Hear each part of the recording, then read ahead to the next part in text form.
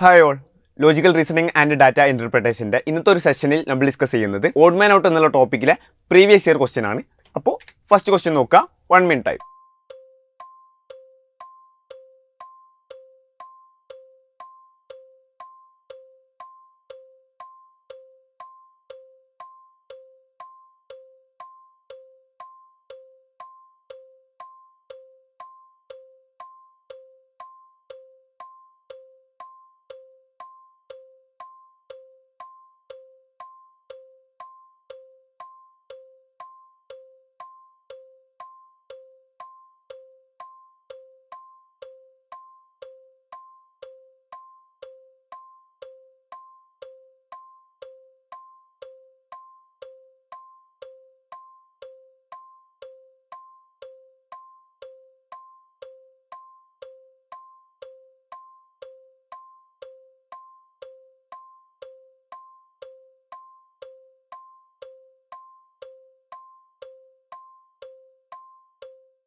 Okay, time out. നോക്കുക, in this question there are 4 option. അപ്പോൾ നമുക്ക് ഏകദേശം 4 ഓപ്ഷൻസ് തന്നിട്ടുണ്ട്. 3 of them ആർ അലൈക്ക്, 3 ഒരുപോലെയാണ്. And 1 is different.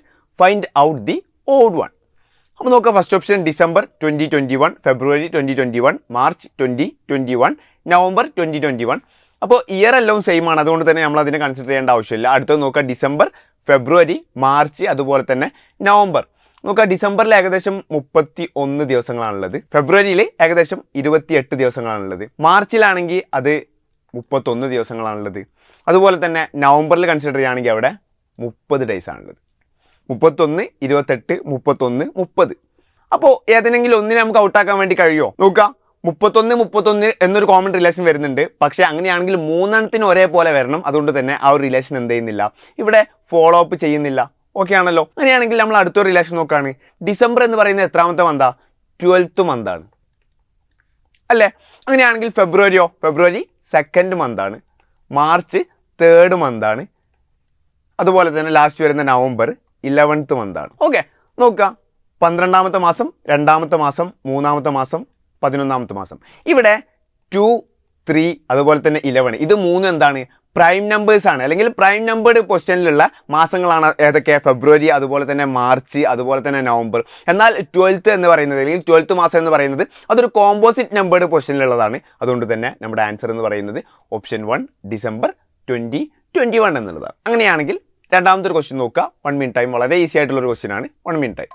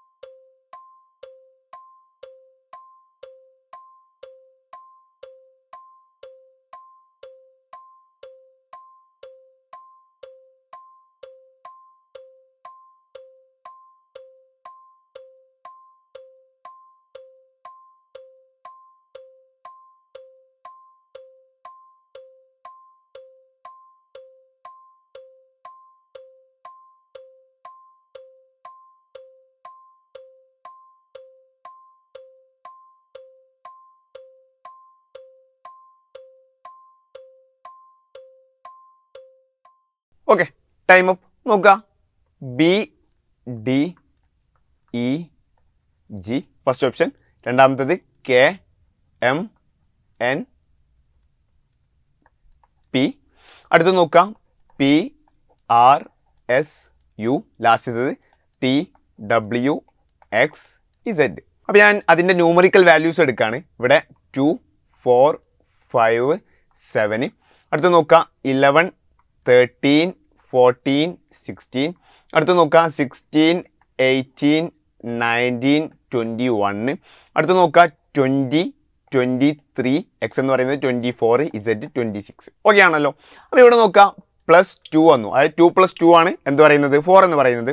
അടുത്ത് +1 വന്നു, വീണ്ടും +2 വന്നു. രണ്ടാമത്തതിൽ നോക്കാം, +2 വന്നു, +1 വന്നു, +2 വന്നു. ആ ഒരു സെയിം റിലേഷൻ എന്ത് ചെയ്യുന്നുണ്ട്? സാറ്റിസ്ഫൈ ചെയ്യുന്നുണ്ട്. അടുത്തതിൽ നോക്കുക, +2 വന്നു, +1 വന്നു, +2 വന്നു, അതിലും കറക്റ്റായിട്ട് ആ റിലേഷൻ സാറ്റിസ്ഫൈ ചെയ്യുന്നുണ്ട്. അടുത്ത് നോക്കുക +3 വന്നു, +1 വന്നു, +2 വന്നു.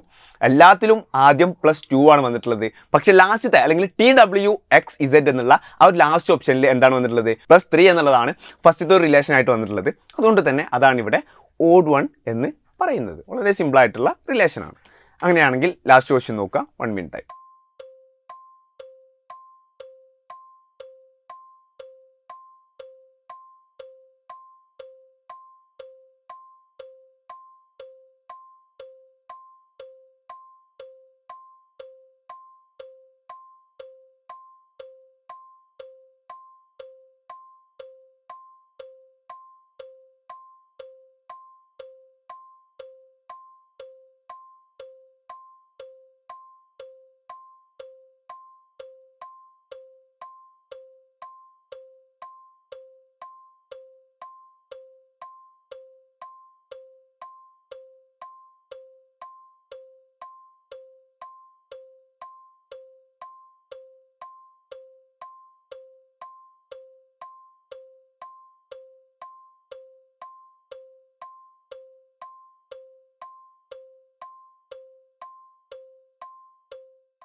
Okay, time up.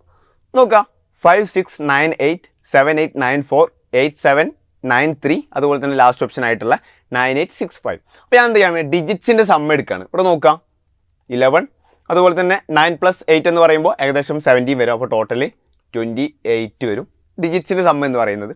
അടുത്ത് നോക്കാം, ഇവിടെ 15 വരും. അതുപോലെ തന്നെ ഇവിടെ നോക്കുകയാണെങ്കിൽ 13 വരും. 15 + 13 എന്ന് പറയുമ്പോൾ 28 ആണ്. അടുത്ത് നോക്കുക 8 + 7 എന്ന് പറയുമ്പോൾ 15 ആണ്.